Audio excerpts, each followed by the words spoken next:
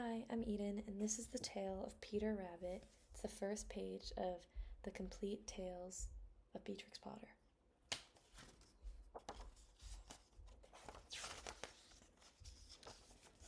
The Tale of Peter Rabbit.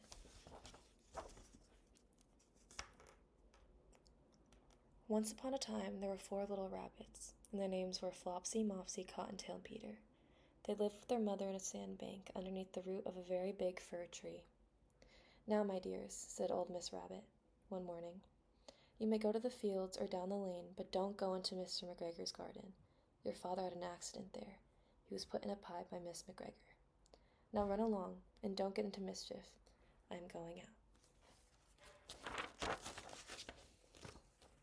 Then old Miss Rabbit took a basket and her umbrella and went through the wood to the baker's. She bought a loaf of brown bread and 5 currant buns.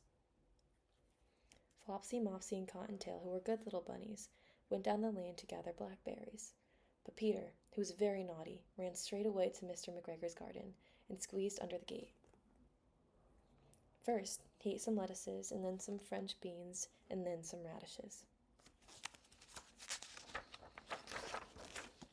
And then, feeling rather sick, he went down to look for some parsley, but round up at the end of a cucumber frame. Whom should he meet but Mr. McGregor? Mr. McGregor was on his hands and knees, planting out young cabbages, but he jumped up and ran after Peter, waving a rake and calling out, "Stop, thief!" Peter was most dreadfully frightened. He rushed all over the garden, for he had forgotten the way back to the gate. He lost one of his shoes among the cabbages, and the other shoe among the potatoes. After losing them, he ran on 4 legs and went faster, so that I think he might have gotten away altogether if he had not unfortunately run into a gooseberry net and got caught by the large buttons on his jacket.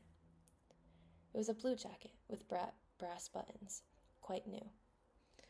Peter gave himself up for lost and shed big tears, but his sobs were overheard by some friendly sparrows, who flew to him in great excitement and implored him to exert himself.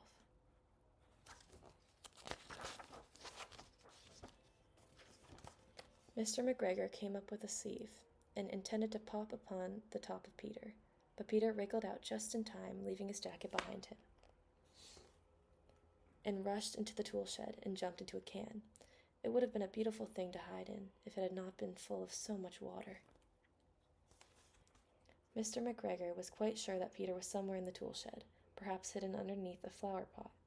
He began to turn them over carefully, looking under each. Presently, Peter sneezed. "Kerchoo!" Mr. McGregor was after him in no time, and tried to put his foot upon Peter, who jumped out the window, upsetting 3 plants. The window was too small for Mr. McGregor, and he was tired of running after Peter.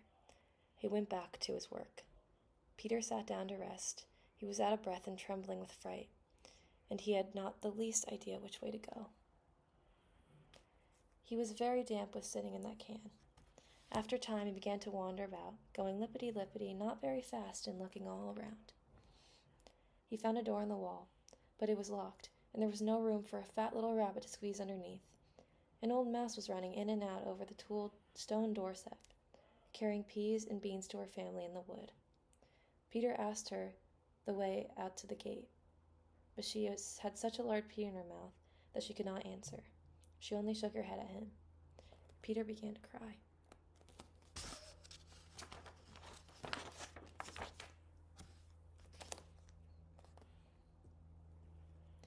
Then he tried to find his way straight across the garden, but he became more and more puzzled. Presently he came to a pond where Mr. McGregor filled his water cans. A white cat was staring at some goldfish. She sat very, very still, but now and then the tip of her tail twitched as if it were alive. Peter thought it was best to go away without speaking to her. He had heard about cats from his cousin, the Benjamin Bunny. He went back towards the tool shed, but suddenly, quite close to him, he heard the noise of a hoe. Screech, scratch, scratch, scritch. Peter scuttered underneath the bushes, but presently, as nothing happened, he came out and climbed upon a wheelbarrow and peeped over. The first thing he saw was Mr. McGregor hoeing onions.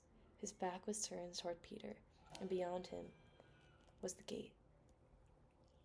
Peter got down very quietly off the wheelbarrow and started running as fast as he could go, along a straight walk behind some black currant bushes.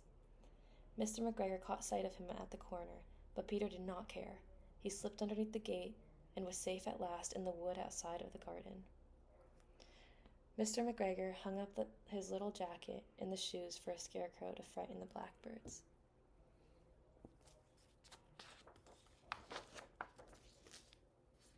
Peter never stopped running or looked behind him till he got home to the big fir tree.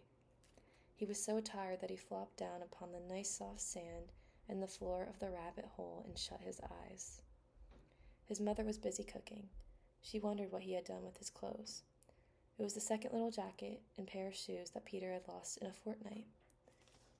I'm sorry to say that Peter was not very well during the evening. His mother put him to bed and made him some chamomile tea, and she gave a dose of it to Peter. 1 tablespoonful to be taken at bedtime. But Flopsy, Mopsy, and Cottontail had bread and milk and blackberries for supper. The end. Thank you for listening. Good night.